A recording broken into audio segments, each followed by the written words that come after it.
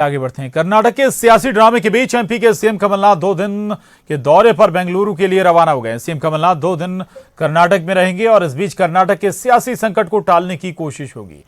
10 बागी विधायकों के इस्तीफे और अयोग्यता के मामले में कर्नाटक सरकार पर संकट खड़ा हुआ है। सूत्रों के हवाले से खबर है कि कांग्रेस पार्टी ने सीएम कमलनाथ को कर्नाटक संकट टालने की जिम्मेदारी सौंपी है।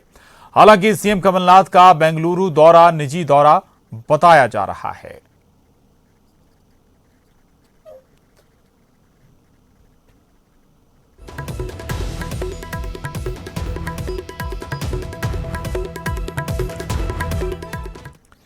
उधर जबलपुर पहुंचे केंद्रीय इस्पात राज्य मंत्री फग्गन सिंह कुलस्ते ने बड़ा बयान दिया है। कर्नाटक में मचे सियासी भूचाल और मध्य प्रदेश में सरकार गिराने की अटकलों पर मंत्री कुलस्ते ने कहा कि निर्वाचित प्रतिनिधि का इस्तीफा देना गलत है।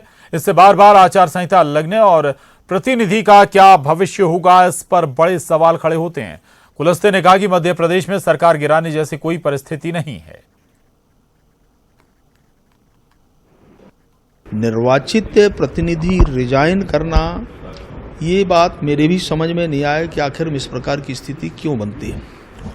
ये एक चिंता का विषय है, ये विचार करने योग्य विषय है, क्योंकि ये स्वयं व्यक्ति निर्णय करता है, अपने व्यक्तिगत विचार हैं, उनके व्यक्तिगत फैसले हैं, और उस फैसले से राजनीतिक दृष्टि से अगर देखें तो मैं ये कह सकता हूँ कि मैं इनको ठीक नहीं मानता मेरे व्यक्तिगत विचारों से।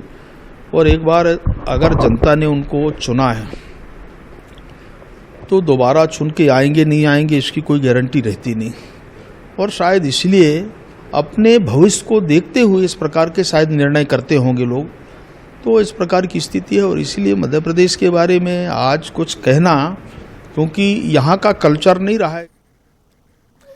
उधर केंद्रीय मंत्री नरेंद्र सिंह तोमर ने कर्नाटक संकट को लेकर कांग्रेस पर बड़ा हमला किया है। नरेंद्र सिंह तोमर ने कहा कि ये बीजेपी पहले ही स्पष्ट कर चुकी है कि उसका कर्नाटक के विधायकों से कोई लेना देना नहीं है, लेकिन कांग्रेस का नियंत्रण अपने ही विधायकों पर नहीं है, जिसके कारण वो भाग रहे हैं। इसके साथ ही नरेंद्र सिंह तोमर ने मध्य प्रदेश की सरकार पर निशाना साधते हुए कहा कि मध्य प्रदेश में अपने कांग्रेस अंतर्कलह से त्रस्त है।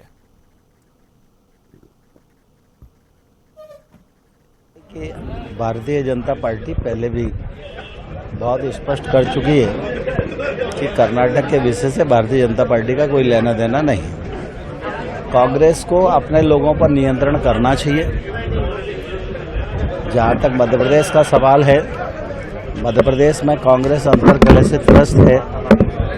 पूरी तरह से सरकार फेल हो गई है, बजट भी निराशाजनक है, और वो अपने ही बोझ से एकदम टूटने की स्थिति में है।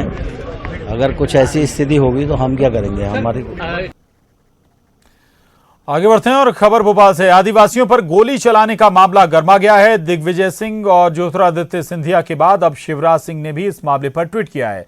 बुरहानपुर की घटना पर सरकार को घेरते हुए उन्होंने लिखा है कि कमलनाथ जी अब तो जाग जाइए। साथ ही शिवराज सिंह चौहान लिखते हैं कि आपके शासन पर आपके ही साथी सवाल उठा रहे हैं। उन्होंने कहा कि आदिवासी भाई बहनों को इंसाफ मिलना चाहिए। सीएम से दोषियों के खिलाफ कार्रवाई की मांग भी शिवराज सिंह चौहान ने की।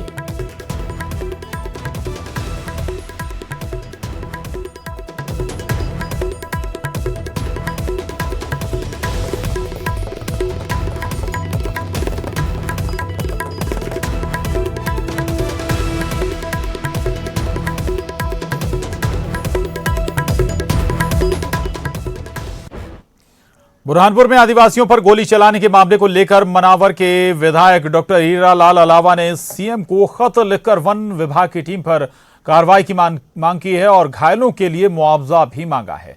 वहीं दिग्विजय सिंह ने ट्वीट किया है कि ये घटना मौजूदा सरकार की घोषणा नीतियों के खिलाफ है और निंदनीय है, इसलिए सरकार को तत्काल दोषी अधिकारियों पर कार्रवाई करनी चाहिए।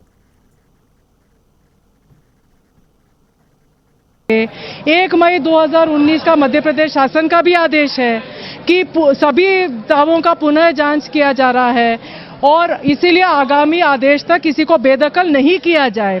उसके बावजूद पूरे प्रशासनिक अमला जाके जेसीबी मशीनों से गरीब लोगों के खेत खोदे हैं न, और ऊपर जब लोगों ने इसके प्रति विरोध दर्शाया तो उनके ऊपर गोली चलाए हैं।